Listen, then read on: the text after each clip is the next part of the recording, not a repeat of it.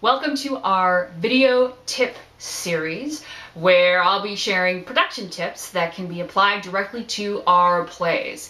And today I'm talking about research. And this video will act as a great companion to our May and June newsletters on theatrical internet. And thanks to that internet, the world is really at our fingertips. And that means that anything that we wish to know is also at our fingertips. And that means if you're rehearsing a play and there's a word you don't understand, there's an unfamiliar reference that's clearly important, there's a specific era or period, there's really no excuse. There is no reason to say, I don't know. The more you know about the world of the play, the world of the characters, the more research that you can do, the more you're going to enhance the entire production. And this is especially important when you're dealing with a period piece, where unfamiliar references and outdated vocabulary lurk behind every corner. So let's, for example, take drum taps, of course, based on the original Leaves of Grass poems by Walt Whitman. These poems were written in the 1800s, and they are filled with unfamiliar words. They're filled with words that I had no idea what they meant when I started working on them. So what do? You write them down, you find out what they mean. If you're lucky, you know, there's going to be a vocabulary list, but that's not always going to be the case. So you need to research the words. So, for example, we have this little section. A march in the ranks hard-pressed, and the road unknown, a route through a heavy wood with muffled steps in the darkness, our army foiled with loss severe and the sullen remnant retreating. Okay, 3 words which are, you know, some of them unfamiliar to me. Hard-pressed, foiled, remnant. Okay, now go look those up. I'll wait. Okay, so hard-pressed. Now some of these are a little bit odd too because they have unfamiliar spellings. Hard-pressed, if you looked up hard and then pressed, P-R-E-S-S-E-D, you'd come up with closely pursued, in difficulty. Now that gives a really specific image to that first moment, right?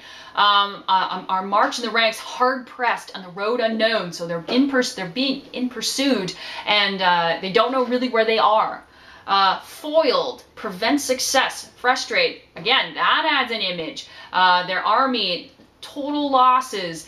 They didn't succeed. Remnant, scrap, usually very, very small. So that means that the losses are very severe and there's only a few of them left. You know, think of this, the scraps of these people left. Now that's an image that you can kind of work with and convey, and that is the most important point of all. When you understand what you're saying, you can give emotion to the words, and emotion is a great communicator. But it's not just period pieces that are going to have unfamiliar words in them. If you've got a character with a certain way of talking in a modern play, and they've got a very specific kind of vocabulary, there certainly could be words in there that you don't understand. For example, we've got skid marks. Skid marks, vignette play, you know, pretty straight out comedy. There's a character, her name is Miss Motts, the driving instructor. Here's one of her first lines. Easy does it, Mr. Levinson. We must treat the car with respect, never with reckless, abandoned, or unnecessary impetuousness. Now that's a pretty big word for a driving instructor. You know, you got to think about what kind of character who uses these words. How do they speak? How do they talk? What kind of personality do they have? So we've got the 10-letter word, impetuousness. Okay, now go look that up. I'll wait.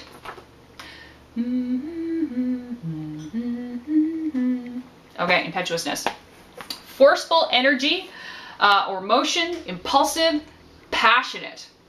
Now that is a 10-letter word. So once you know what the word means, you know, how do I convey that meaning in the word? How do I say impetuousness with forcefulness, right? That's going to add layers. And, you know, that's kind of what the bottom line of all this is.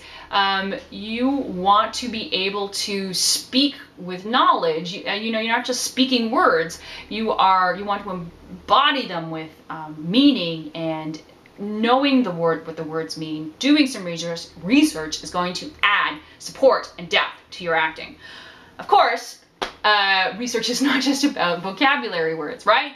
You can research historical moments, costumes, opinions, images from other productions. The list goes on and on. The thing to remember about doing content research on the internet is that you never just want to stop at one site.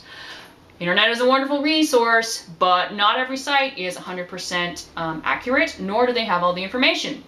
Great example of that is in our version of the Canterbury Tales, although it's in modern English, there's a ton of symbolism from the original, and understanding that symbolism really helps in portraying the characters. We've got the Wife of Bath.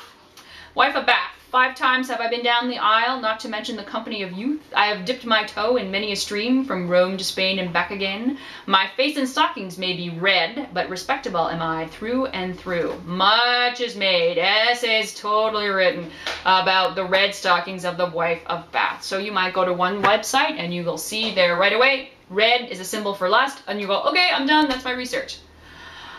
But if you just stopped at the one side, you'd be missing a ton of stuff. You would miss that the red stockings are also a huge symbol for wealth, because the color red was very difficult to create. So having those stockings would be a sign of her wealth. Also of her non-conformity. Wearing those stockings meant that she was dressed very differently than all the other pilgrims. They're also a sign of her personality. Red stockings are very much, hey, look at me, and so they give you a sense of who she is as a character. So certainly lust is a part of it, but all those other aspects too go into making a 3-dimensional character, and that's where research is really going to come in. That's it for video tips.